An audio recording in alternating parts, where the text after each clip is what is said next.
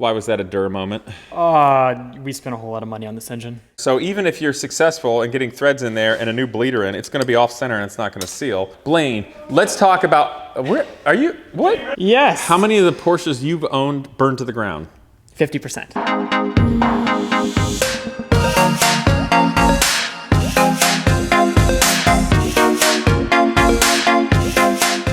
What's up, people? Welcome back to Casey's 80s Garage, only this time it's Genius Garage style. So we've got the 1988 Porsche 944S, the S standing for the 16-valve model rather than the regular 944 at 8 valves. So this one was donated to Genius Garage earlier this year, and you guys haven't seen it, but all the guys have been working on it, getting it ready, so I wanted to do an update and show you there. So first thing you'll notice is we had a couple sets of wheels. The old phone dialers here, as they're called, with some old tires, which is nice to be able to roll around on. But then it had a set of cup wheels here that had much better tires on it. They're a little newer and more usable. So we had the cup wheels actually, the tires dismounted, stripped down, and powder coated this attractive metallic gold. I think it looks kind of nice with the black. Obviously sort of harkens back to a John Player special, although we're not going for that. And I know that gold isn't everybody's taste, but wheels are very nice. It's nice to have the cup wheels. But beyond that, let's just go around to the front, because that's where most of the work has happened. Actually, Blaine is up here. I got some pictures of it. I'll overlay here to show you. But you'll notice if you come around here, you can see the cam cover here is painted this nice bronze color. And the reason is the guys have totally gone through it. We actually went a little nutty on this car because we're insane. Yeah.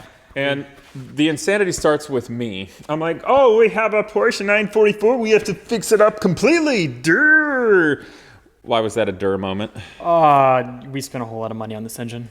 Yeah. What all did we spend money on? Lifters, of course, the belts, because you have to. Lifters were expensive. Lifters were the worst thing. Like, lifters were bad. Yeah. That was way too expensive. Well, it's got if we had a a nice 8-valve, it would be half the price. Yeah, but it's a nice engine. It seems to be running well, and they were ticky because they're old, so we did it. Well, I mean, I think there's 2 or 3 of the lifters that were completely shot. They were shot, okay. So we freshened that up, and we did a new cam chain, new tensioner guides for the chain guides. Right. New plugs, and then of course we did a full belt service up in there. But then what other cans of worms did we open up while we were doing all that, including the water pump? Well, we found out that the oiler for the cam chain, the threads were kind of gone. Oiler or tensioner? It's the oiler for the tensioner. That's what it is. It has an oiler? Yeah, it oils it. Oh, I didn't know that. Yeah, that's what that was. Oh, okay. I thought it was just a hydraulic It holds the tensioner pressure on there, but it oils it as well. Okay, that's cool. It makes it so it doesn't break as quickly. But I guess from how, what is it, 180 some odd thousand miles, probably never been changed. Right. So it's shaking the threads to death, and whenever we try and bolt it back in, they're screwing them in by hand, they never get tight. We pull it out and the threads are on the screw. Yeah. Well, this is unfortunate. So we had to helicoil those, and for anybody who's done a helicoil, it requires tapping out the threads larger and putting in basically a stainless steel, really fancy spring type thing, which creates new threads, which will be the same measurements as the original, allowing you to put in the original hardware.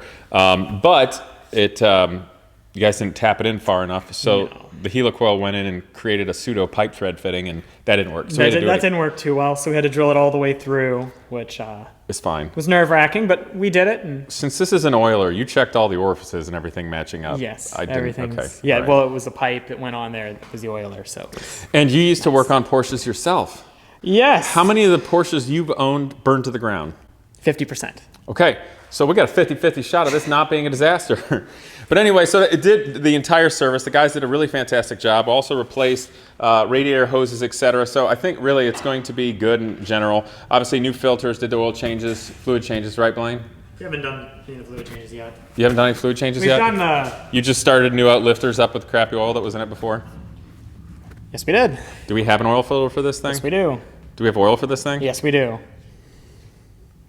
We could like do that. We could. We could do that today, actually. And we have more time to be able to do something like that today because why?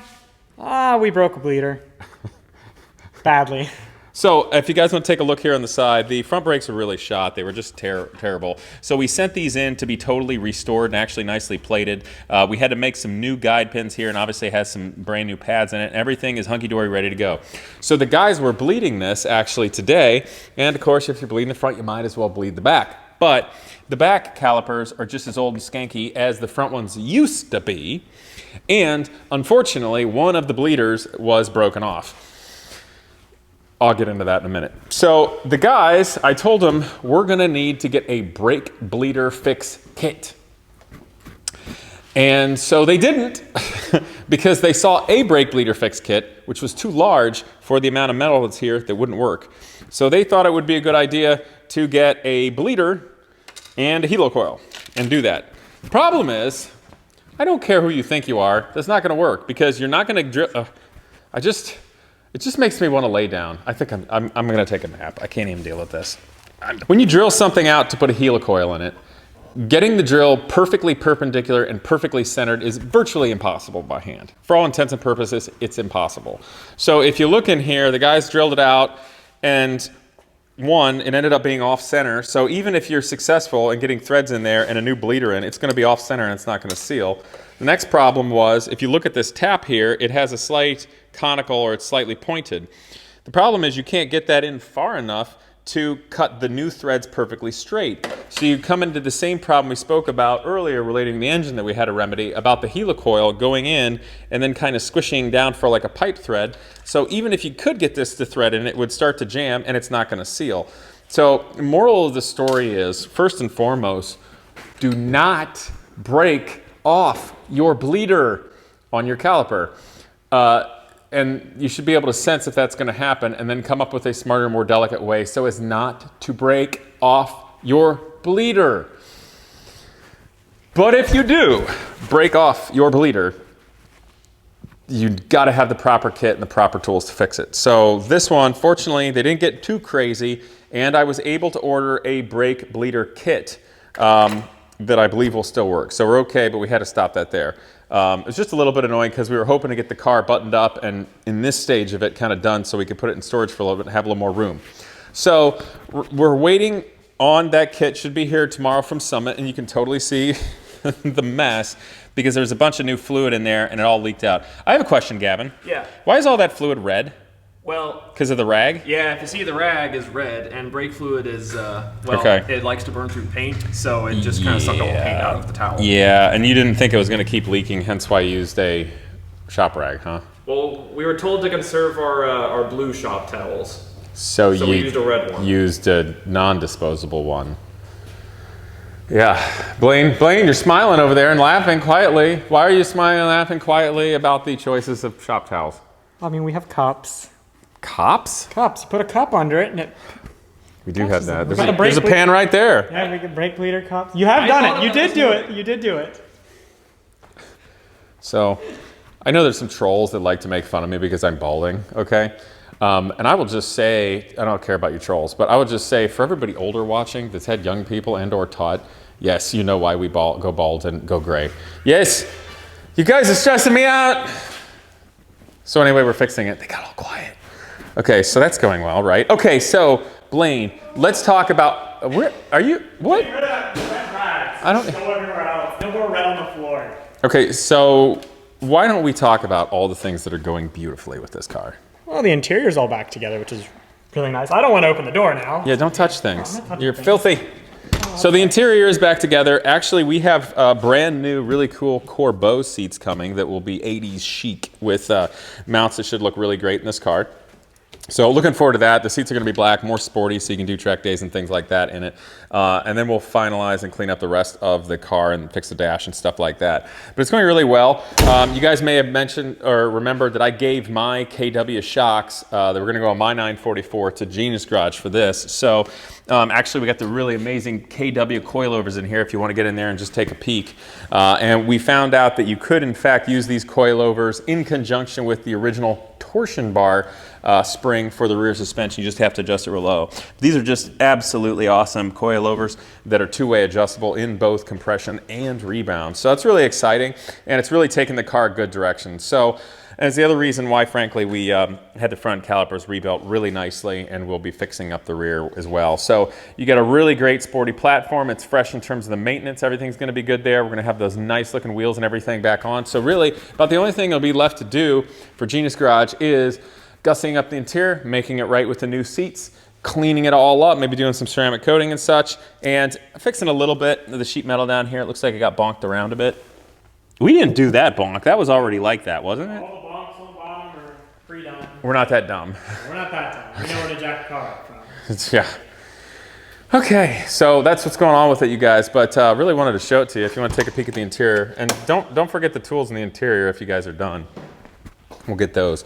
Do we have anything we need to send back, Lane, still?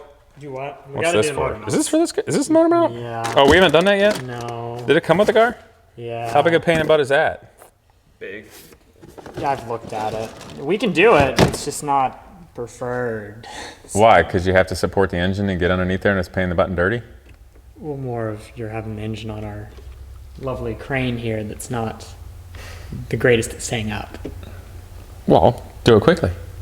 Do it quickly. Yes. Okay, I'll do it quickly. I'll do it quickly. There's our new oil.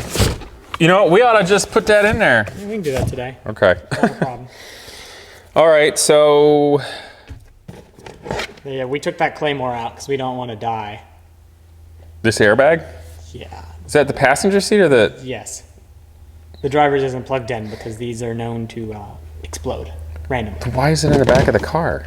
This is where the extra parts are at the moment before we find out what we got to chuck and what we don't got to chuck.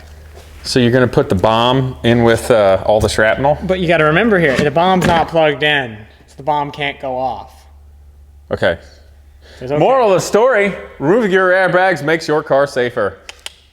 On 80s cars. On 80s cars. Some 80s cars, some.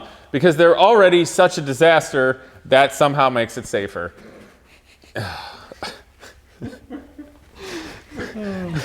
I don't think the internet likes sarcasm and truth, do they? Probably not. No. The heck with them. Okay, what else do we got? Let's see. Well, you already talked about our nice coilovers. Those are amazing. We've done quite a lot on this. Yeah. The shifter on this is super sloppy, isn't it? Yeah, but the short shift kit is on back order for like 4 months. So. Well, forget the short shift kit on the back. What if we just get the shifter lever kit? No, both of them. You can't get that either? No. You can get a cheap one on eBay, but it's Not probably gonna going to have more slop than ours has currently. Okay, cool. So we're going to change the oil. We'll have the oil. bleeder tomorrow. Hopefully put all that stuff back. The car will be on the ground and we can drive it. Correct. Because our tires are now mounted correctly. Yeah, after we had them powder coated, the person that powder coated them, or the person that was mounting them, didn't realize the rear wheels are different from the front, and they mounted 2 tires, both a front and rear, backwards. So we had to have them dismounted and remounted. At least that's done, so Okay. the car looks correct. Because I know that was pointed out the last video with this, Yeah. that they were incorrect. Yeah, for sure. And we weren't the ones who mounted them, so it wasn't our fault they were wrong. That's external forces we can't really control. Totally. But anyway, really cool car. Really appreciate it being donated to Genius Garage. We're getting to where it's actually a driving, more finished car. Actually going really well. Truthfully, this car probably will be sold later this year for support, obviously going to the Genius Garage 501c3 nonprofit, which relates to students such as this, doing race cars such as the yellow Corvette and all the engineering related. And also, if you turn around and look, Dylan here, the man in the cowboy hat, who is currently working on his engineering project relating to doing a Honda K series in this old Reynard Indy car. So it's a pretty neat engineering deal, but we will most likely be selling this car a little later, which will be really cool because it'll be the awesome 944S model. Look great with black over gold wheels, brand new seats, awesome KW coilovers, and a complete full fresh belt service and the works. So check out Genius Garage if you haven't already. There's description and links in there's links in the description below. Obviously, you can go to our website, check it out, and click that bell and subscribe, you guys. But I look forward to see you next time. Well, a huge thank you to Crushproof Tubing Company. Since 1949 in Macomb, Ohio, they've been manufacturing custom rubber and plastic tubes for every industry imaginable. No tooling or mold costs, fast and free custom samples, and American-made quality is what sets them apart. But for me, I'm most excited about their exhaust evacuation kit. Different modular pieces and their convoluted custom hoses make it so that I can adapt any car, truck, or motorcycle with an internal combustion engine to get those exhaust gases out of my shop so I can keep working in safety and comfort. But beyond just that, they build a variety of hoses for a custom OEM world. You'll see stretchable drain tubing and bellows, as well as agriculture, medical, and military. So again, guys, Crushproof Tubing Company, crushproof.com, and go down in the description below to see where to get your free samples for industry or your exhaust tubing.